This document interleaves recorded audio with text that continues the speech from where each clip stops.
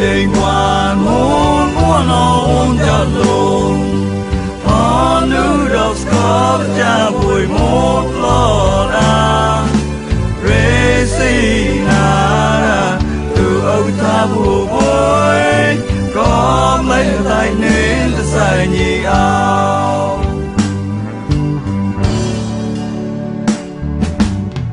từ ông tha cha rosa la ta ráo lấy buộc đây muôn ta mỏi cla song xa đôi kịp lấy ọt tới cho xóa rề một nhà nữ sa tội sa má thì bọn nhà lê đai bôi thôi đời lê sa ba bát than nên nhà lúa lê xóa lấy ba cao phê ra nhong đây môn cây sa lá bùa thắp bạc lời lòng ta đau tay cao xoang nhì để quan môn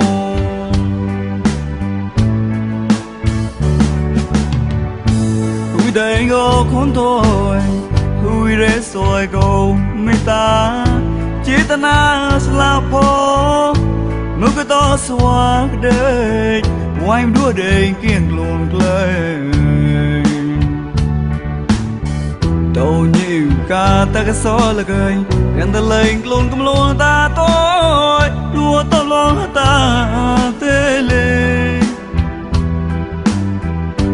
chỉ ta nề mèo mua lấy ba bùa tay phong dù sang ham rang tay clan luôn xoạc đầy muôn glan thầm ta lưu ca má lát go xuôi mẹ na bọn ai là quý prang còn lý chỉ tô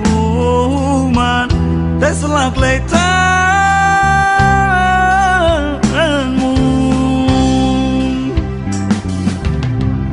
xóm phé có cụ bọn mình với tay ở đây cục lên tê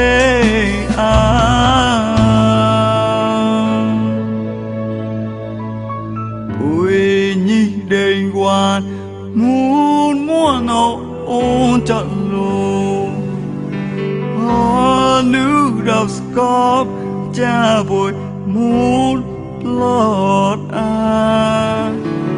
rê xì nà ra từ ông cái tháp hồ bối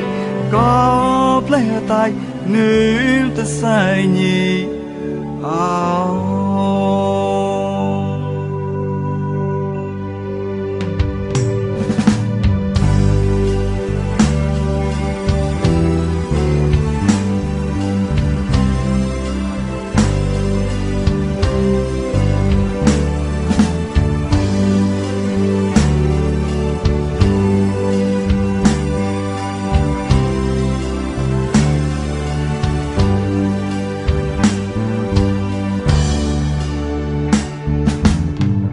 từ ông cái thả cha rosa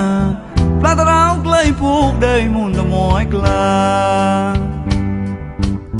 song xa đôi kịp lấy ọt tới cho xóa rề một nhà nếu sa tội sa má thì bọn nhà lê đai bôi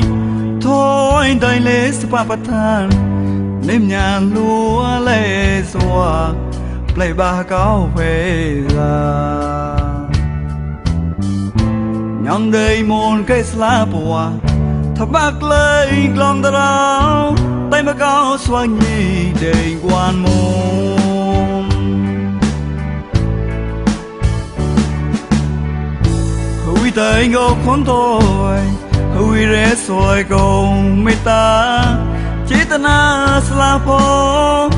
mưa cái to xoạc đời ngoài mới đua đời kiêng luôn lời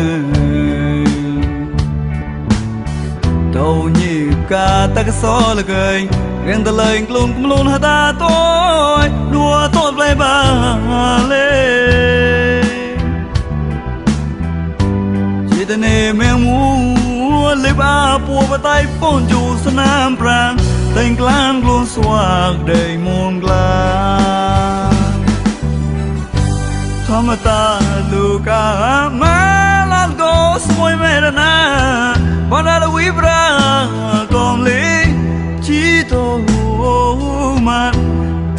lấy tha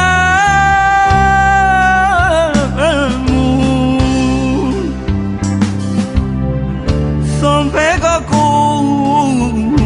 bọn mình mới thấy ở đây cô lên thế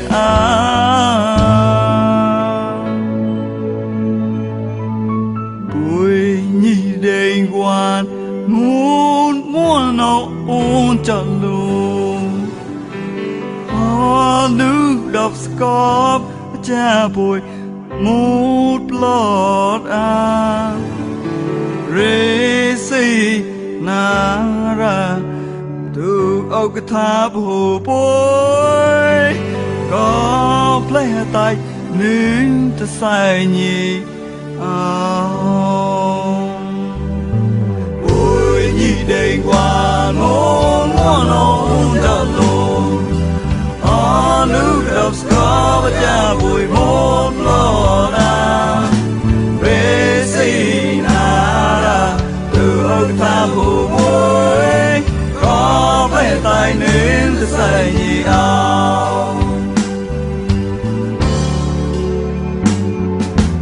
ôi nhị đêm qua ngôn muốn ôn chẳng luôn